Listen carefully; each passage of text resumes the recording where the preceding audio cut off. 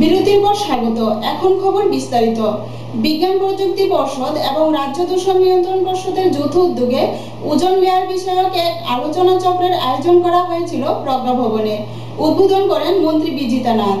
রাজ্য বিজ্ঞান প্রযুক্তি ও পরিবেশ দপ্তর এবং রাজ্য দূষণ নিয়ন্ত্রণ পর্ষদের যৌথ উদ্যোগে আন্তর্জাতিক ওজন লেয়ার দিবসের উপর এক আলোচনা চক্র অনুষ্ঠিত হয়। রাজধানীর প্রজ্ঞা ভবনে অনুষ্ঠিত এই আলোচনা চক্রের উদ্বোধন করেন বিজ্ঞান ও প্রযুক্তি দপ্তরের মন্ত্রী বিজিতা নাথ। এছাড়া উপস্থিত ছিলেন দপ্তরের উচ্চপদস্থ আধিকারিকরা। মন্ত্রী বিজিতা নাথ বলেন, বেকার যুবক যুবতী রয়েছে, তাদের কর্মসংস্থানের প্রয়োজন। তো যদি সেটা করতে হয় তাহলে আমাদের ইন্ডাস্ট্রি করতে হবে। ইন্ডাস্ট্রি ছাড়া তো গভর্নমেন্ট জব দিয়ে আমরা সবার সমস্যার সমাধান করতে পারবো না। আমাদের ইন্ডাস্ট্রি প্রয়োজন। তো এখন ইন্ডাস্ট্রি করতে গেলে আপনার পলিউশন হবে, তো আমাকে ইন্ডাস্ট্রি করতেও হবে। তাহলে আমরা দুটোকে মিলিয়ে নিয়ে আমাদের ইন্ডাস্ট্রিও করতে হবে, পলিউশনও আমরা করবো না, যতটা কম পারি করবো। কারণ যেটাই করছি আমরা আগামী প্রজন্মের জন্য করতে চাই। তার জন্য আমাদের আজকে আসলে একটু দুপক্ষকে নিয়ে একটা আলোচনা চক্র বা কি করে আমরা। ব্যুরো রিপোর্ট, খবর ত্রিপুরা। উদয়পুরে উদ্বোধন হলো নবগঠিত তেপানিয়া ব্লকের অস্থায়ী অফিস। এর উদ্বোধন করেন পর্যটন মন্ত্রী রতন ভৌমিক। উদয়পুরের নবগঠিত তেপানিয়া ব্লকের অস্থায়ী অফিসের উদ্বোধন হলো আজ। উপজাতি যাত্রী নিবাসের দ্বিতল ভবনে অস্থায়ীভাবে তেপানিয়া ব্লক অফিসের কাজকর্ম গত 1 সেপ্টেম্বর থেকে শুরু হয়েছে। নবনির্মিত গুমতি জেলা হাসপাতালের উল্টো দিকে আগরতলা সাবরুম জাতীয় সড়কের কাছে নতুন করে তেপানিয়া ব্লক অফিসের কাজকর্ম শুরু হয়েছে। আজ দুপুর 2টায় নতুন ব্লক অফিসের আনুষ্ঠানিক উদ্বোধন করেন পর্যটন মন্ত্রী রতন ভৌমিক। এছাড়া অনুষ্ঠানে উপস্থিত ছিলেন দক্ষিণ জেলার সহসভাধিপতি হিমাংশু রায়, বিধায়ক প্রাণজিৎ সিংহ রায়, বিধায়ক মাধব সাহা প্রমুখ। উদয়পুরে 3টি ব্লক থেকে 4টি ব্লক করা হয়েছে। মাতাবাড়ি ব্লকের 34টি গ্রাম পঞ্চায়েত ও কাকরাবন ব্লকের 3টি গ্রাম পঞ্চায়েত সহ তেপানিয়া ব্লক গঠন করা হয়েছে। উল্লেখ্য, উদয়পুর মহকুমার 4টি বিধানসভা এলাকায় 4টি ব্লক রয়েছে: মাতাবাড়ি, কাকরাবন, কিল্লা এবং তেপানিয়া ব্লক। আনুষ্ঠানিকভাবে আজ পথ চলা শুরু হয়েছে নতুন ব্লক তেপানিয়ার। ব্লকের বিডিও হিসেবে নিযুক্ত হয়েছেন রাকেশ চক্রবর্তী। উদ্বোধনী অনুষ্ঠানকে ঘিরে এলাকাবাসীর উপস্থিতি ছিল লক্ষণীয়। বেশি করে পঞ্চায়েতের কাছাকাছি যেতে পারে, মানুষের খোঁজ খবর নিতে পারে, মানুষের কাজে লাগতে পারে। আজকে আমরা চাই সবাই যে এই ব্লকের মাধ্যমে এই 15টা পঞ্চায়েতের সমস্ত মানুষ তার সুযোগ সঠিকভাবে পাবে। এবং ব্লক যেমন মাননীয় জেলাশাসক মহোদয় বলেছেন, খুব গর্বিত যে কর্ম ব্লক সাব ব্লক হয়েও দুটো কাজ করেছেন। তেমনি আমরা আশা করব যে আমাদের এই গোমতী জেলার মধ্যে এই তেপানিয়া ব্লকও সে দৃষ্টান্ত রাখতে পারে, যাতে তারাও ভালো কাজ করে মানুষের পাশে দাঁড়িয়ে এই ব্লকের সম্মান নিতে পারে। আমি এই সকলকে আমার আজকে অফিস তখনই করার যৌক্তিকতা আসবে যদি এই 15টা পঞ্চায়েতের মানুষ সঠিকভাবে তাদের ন্যায্য পাওনা থেকে তারা বঞ্চিত না হয়। আমাদের সরকার থেকে বলা হয়েছে জেলা শাসক মহোদয়কে, তারা দেখছেন যে আশেপাশে কোথাও জায়গা পারমানেন্ট ব্লক অফিস করা যাবে। একটু সময় লাগবে, কালকে ইচ্ছা করলে করা যাবে না। আমাদের তো আর্থিক সামর্থ্যের প্রশ্ন আছে, নতুন ব্লক বিল্ডিং ইত্যাদি। কোনো যে ব্লক আছে সেখান থেকে সাহায্যের মধ্যে অসুবিধা নেই, কারণ রাজ্য সরকার তো একটা মানুষের জন্য কল্যাণ করবো। কোথা থেকে করলাম এটা বড় প্রশ্ন না, সেক্ষেত্রে বিডিও সাহেবকে ভূমিকা নিতে হবে। পঞ্চায়েত প্লাস বর্জনমুড়া পঞ্চায়েতের একটা অংশ হলো বাগমা বিধানসভা। এই জায়গাটা অনেকে বোধহয় এখনো বুঝতে পারছেন না। তো বেশিরভাগ পঞ্চায়েত বাগমা বিধানসভা। এই পঞ্চায়েত গুলা মাতাবাড়ি ব্লকের সঙ্গে ছিল। স্বাভাবিকভাবেই আমি এই এলাকার জনপ্রতিনিধি হিসাবে এই এলাকার মানুষের প্রতি আমার দায়িত্ব আছে। ব্লকের কাজকর্ম, উন্নয়নমূলক কাজকর্মগুলা খোঁজখবর রাখার, মানুষের সুখ দুঃখের সঙ্গে আমার। উদয়পুর থেকে বাণীব্রত দত্তের রিপোর্ট, খবর ত্রিপুরা। বিশালগড় দুর্গানগর এলাকা থেকে উদ্ধার হলো সিপাহীজলা অভয়ারণ্য থেকে ছুটে আসা একটি হরিণ। পরে এটিকে তুলে দেওয়া হয় সিপাহীজলা কর্তৃপক্ষের হাতে। বনকর্মীদের কর্তব্যের গাফিলতিতেই এমনটা ঘটেছে বলে জানা যায়। সিপাহীজলা অভয়ারণ্য থেকে ছুটে আসা হরিণ উদ্ধার হলো দুর্গানগর এলাকায়।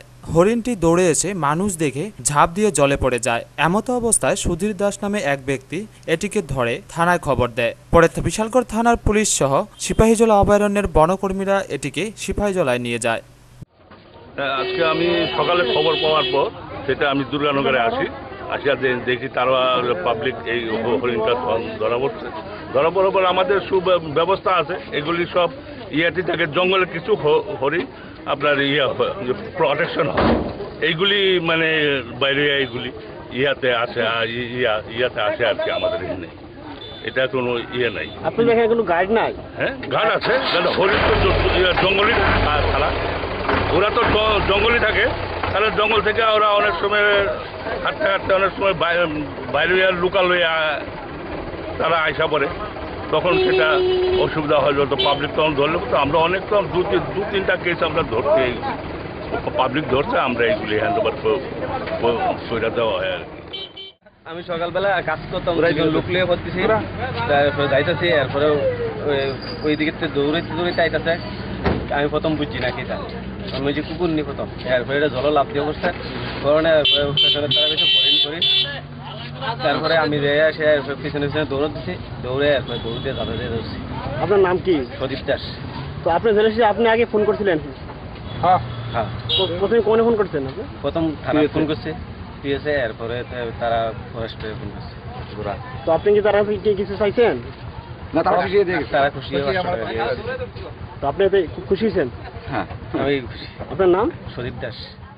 বিশালগড় থেকে শম্পা ভৌমিকের রিপোর্ট, খবর ত্রিপুরা। জিবি হাসপাতালে ভুল চিকিৎসার প্রতিবাদে স্বাস্থ্যমন্ত্রী তপন চক্রবর্তীর পদত্যাগ চেয়ে স্বাস্থ্য অধিকর্তা দপ্তরের সামনে বিক্ষোভ দেখালো প্রগতিশীল গ্রামীণ কংগ্রেস। স্বাস্থ্যমন্ত্রী তপন চক্রবর্তীর ইস্তফা চেয়ে স্বাস্থ্য অধিকর্তার অফিসের সামনে বিক্ষোভ দেখালো প্রগতিশীল গ্রামীণ কংগ্রেস। বিক্ষোভের নেতৃত্ব দেন দলের সুপ্রিমো তথা প্রাক্তন বিধায়ক সুবল ভৌমিক। জিবির ঘটনার পরিপ্রেক্ষিতে তাদের এই বিক্ষোভ। উল্লেখ্য, গত কিছুদিন পূর্বে জিবি হাসপাতালে রতন দাস নামে এক ব্যক্তির মুখে বায়ুপসির পরিবর্তে পেটের অপারেশন করে ফেলেন চিকিৎসকরা। এই ঘটনা তার স্ত্রী পূর্ব থানায় অভিযুক্ত চিকিৎসকদের বিরুদ্ধে একটি মামলাও করেন। আর এই ঘটনার প্রতিবাদেই প্রগতিশীল গ্রামীণ কংগ্রেসের এই বিক্ষোভ। সুবলবাবু দাবি করেন, ভুল চিকিৎসার শিকার রতন দাসকে 25 লক্ষ টাকা ক্ষতিপূরণ দিতে হবে। এছাড়া যেসব চিকিৎসক এবং চিকিৎসাকর্মী এই ভুলের সঙ্গে যুক্ত তাদের দৃষ্টান্তমূলক শাস্তিও দাবি করেন সুবল ভৌমিক। স্বাস্থ্য পরিষেবা সম্পূর্ণ ভেঙে পড়েছে, দুটো মেডিকেল কলেজ মুখ থুবড়ে পড়েছে, আইজিএম এর তথৈবচ অবস্থা, রাজ্যের জেলা মহকুমা হাসপাতালগুলো সম্পূর্ণ পরিষেবা দিতে ব্যর্থ হয়েছে। এই অবস্থায় রাজ্য সরকার নীরব, অথচ গত 6 তারিখে রাজ্যের একজন রোগী রতন দাস নামে, তার মুখে অস্ত্রোপচার হওয়ার কথা, তার পেটে অস্ত্রোপচার করে ফেলেছে, তার পেটের বিভিন্ন অঙ্গ কেটে বাদ দিয়ে দেওয়া হয়েছে। এই পরিস্থিতিতে দাঁড়িয়ে আজকে আমরা এই রাজ্যের যিনি স্বাস্থ্যমন্ত্রী, স্বাস্থ্য পরিষেবার সম্পূর্ণ দায় কাঁধে নিয়ে ওনাকে পদত্যাগের দাবি জানাচ্ছি আমরা। এছাড়াও যে রতন দাসের ব্যুরো রিপোর্ট, খবর ত্রিপুরা। চিকিৎসা পরিষেবা দিতে গিয়ে সমাজদ্রোহীদের দ্বারা আক্রান্ত হলো এক নার্স। ঘটনা কাকরাবন প্রাথমিক স্বাস্থ্য কেন্দ্রে। ঘটনায় পুলিশ আটক করে একজনকে। চিকিৎসা পরিষেবা দিতে গিয়ে মার খাওয়ার উপক্রম হলো কাকরাবন প্রাথমিক স্বাস্থ্য কেন্দ্রের এক মহিলা ডাক্তারের। ওই মহিলা ডাক্তারকে গালাগাল দিয়ে কাকরাবন বিদ্যুৎ অফিসের এক বিদ্যুৎকর্মী ও তার পুত্রসহ কতিপয় সমাজদ্রোহী মারতে উদ্যত হলে ওই হাসপাতালের একজন পুরুষ নার্স বাধা দেয়। এতে ওই বিদ্যুৎকর্মী ও তার পুত্রের হাতে বেধড়ক মার খেতে হলো ওই পুরুষ নার্সকে। স্ত্রীকে চিকিৎসার জন্য হাসপাতালে নিয়ে এসে পরবর্তী সময় চিকিৎসা না করিয়ে ওই বিদ্যুৎকর্মী ও তার পুত্র হাসপাতালের যাবতীয় কাগজপত্র ও যন্ত্রপাতি লণ্ডভণ্ড করে রুগী নিয়ে চলে যায়। এরা তো ম্যাডামের সাথে তর্কাতর্কি করতে আসছিল, আমি শুধু ওষুধ দেওয়ার কথা কইতে আরে এই চুপ কর কইয়া এই মামলো আর কি। আমার এরা প্রচণ্ড খুব ক্ষিপ্রে আসছিল, এরা মানে অনেক তর্কিত করতে আসছিল ম্যাডামের সাথে। সম্ভবত মানে রুগী মানে ছেলেটা বলে নকটা নামে বলে মানে কতটা সুনীতি ডাকে, এর নাম কি দেব, আমি সঠিক কইতে পারি না। রুগীর মানে ছেলে আর কি, অর্চনা দেব মানে রুগী আইসিল আর কি ডাক্তার। অর্চনা দেবের ছেলে। এখন কি সমস্যা হয়েছে? কানটা খুব ব্যথা করতে আছে, রাতে ফুল আসছিল অনেক, মোটামুটি কিছু কমছে। পুলিশ আসছিল, পুলিশটাই আমি কইছি সব কিছু। এই ঘটনাটি ঘটে কাকরাবন প্রাথমিক স্বাস্থ্য কেন্দ্রে। ওই বিদ্যুৎকর্মীর নাম অশোক দেব, তার পুত্রের নাম বিশ্বজিৎ দেব, বাড়ি হাসপাতাল চৌমনি। এই মর্মে কাকরাবন প্রাথমিক স্বাস্থ্য কেন্দ্রের মহিলা ডাক্তার ডক্টর সুদেশনা দেবনাথ কাকরাবন থানায় শনিবার গভীর রাতে পিতা পুত্রের বিরুদ্ধে একটি মামলা দায়ের করেন। কাকরাবন থানার পুলিশ মামলা নিয়ে সঙ্গে সঙ্গে আসামিদের আটক করতে ছুটে যায় হাসপাতাল চৌমুহনীতে। কিন্তু ঘটনার পর মুহূর্তেই তাদের বিরুদ্ধে মামলার খবর পেয়ে পিতাপুত্র বাড়ি থেকে পালিয়ে যায় বলে পুলিশ জানায়। তার বিরুদ্ধে যেই লোকটা করছে ওনার নাম অশোক দেব আর ওনার ছেলে বিশ্বজিৎ দেব, তার এগেইনস্টে এফআইআর লঞ্চ করা হয়েছে।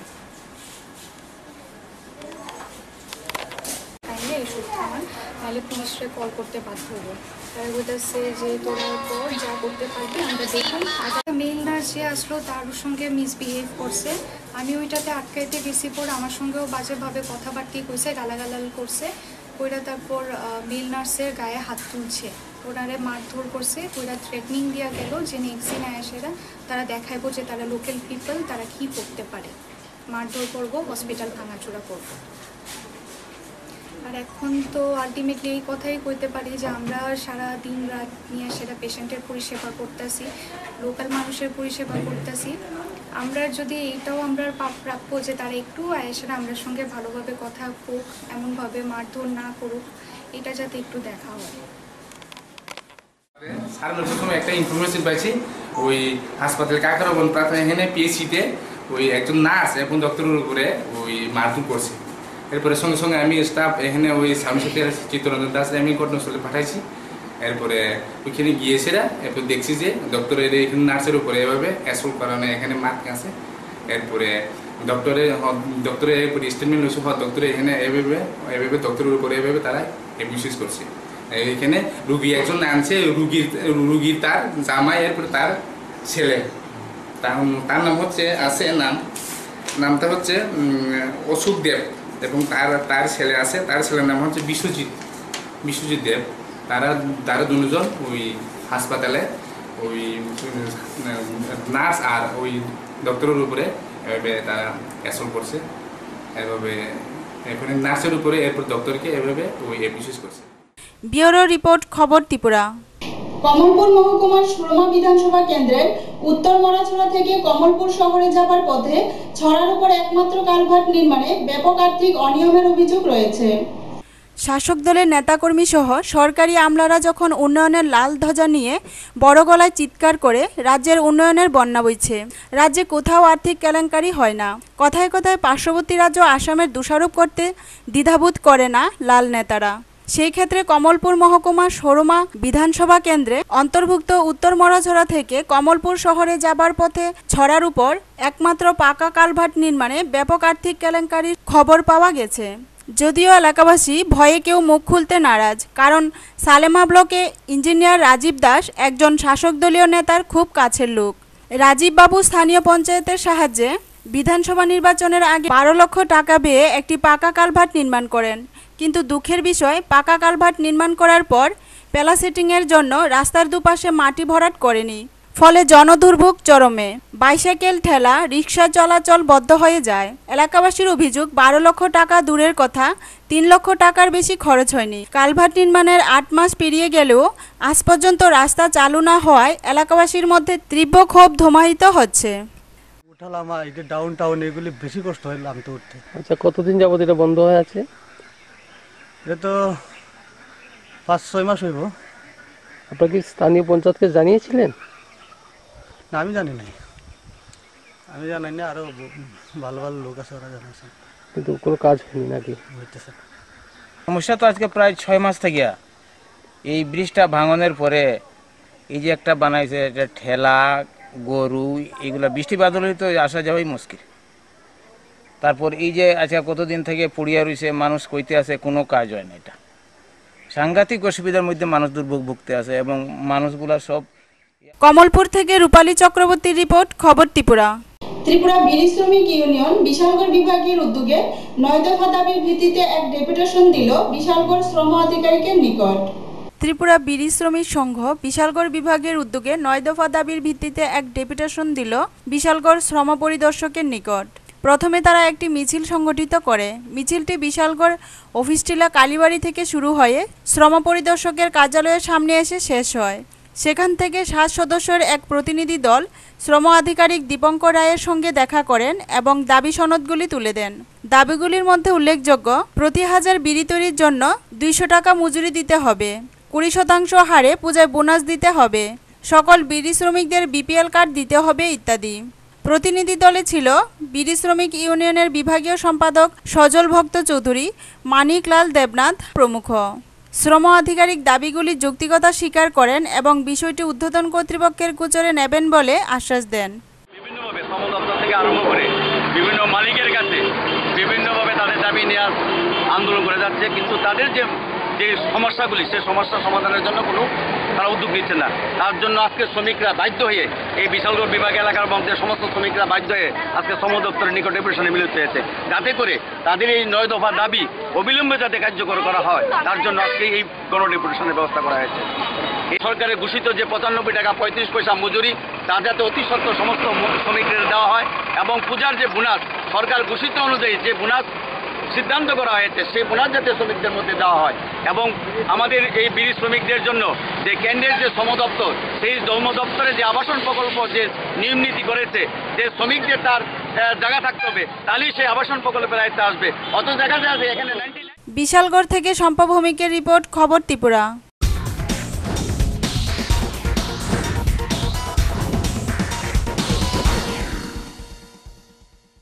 বিলুনিয়া ননীগোপাল স্মৃতিশীল ফাইনাল ম্যাচে চ্যাম্পিয়ন হয় মর্নিং স্টার।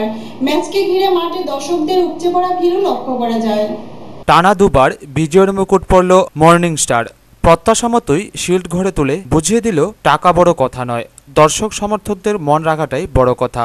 ননীগোপাল স্মৃতি ফুটবল প্রতিযোগিতার ফাইনালে লাখ টাকার খেলা খেলেছে উভয় দল। ভালো খেলা আর শিল্ড দখলের লড়াইয়ে দেশ বিদেশের ফুটবল তারকাদের নিয়ে মাঠের দর্শকদের বেশ আনন্দ দিয়েছেন। গতকাল ফাইনালে সকালবেলা ও মর্নিং স্টারের মধ্যে জমজমাট লড়াই দেখতে ভিড় উপচে পড়েছিল মাঠে। উভয় দলই নিজেদের সাধ্যমতো দল তৈরি করে মাঠে নেমেছিল। পর্যাপ্ত নিরাপত্তা বাহিনী তো ছিলই। একদিকে মিজোরামের পাহাড়ি ফুটবলাররা, অন্যদিকে সকালবেলার হয়ে খেলতে আসা ঢাকা মোহামেডান ও স্পোর্টিং ক্লাবের জাতীয় স্তরের বাংলাদেশি দামাল ফুটবলাররা। ফুটবল খেলার বেশ কিছু কৌশলী প্রদর্শন এই দিন মাঠে দেখা যায়। মাঠে তখন চরম উত্তেজনা।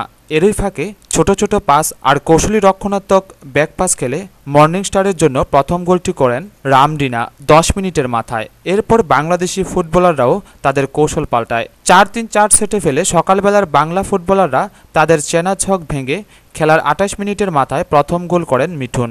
এরপর একইভাবে 38 মিনিটে সবাইকে চমকে দিয়ে অন্যদিকে নবশক্তি নিয়ে প্রতিযোগিতার প্রথম থেকেই সকালবেলা নিজেদের সব থেকে ভালো খেলা মাঠে উপহার দিয়ে বেশ দর্শক সমর্থন কুড়িয়েছিল।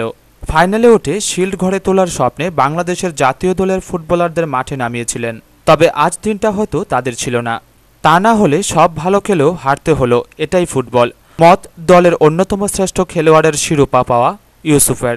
সব মিলিয়ে ননীগোপাল স্মৃতি প্রতিযোগিতার রেকর্ড দর্শক সমাগম আর তারকা ফুটবলারদের মাঠে আগমন কিছুটা হলেও বিলুনিয়ার স্থানীয় ফুটবল কর্মকর্তাদের শীতঘুম ভাঙাতে কাজে লাগবে, এটাই আশা ক্রীড়াপ্রেমীদের।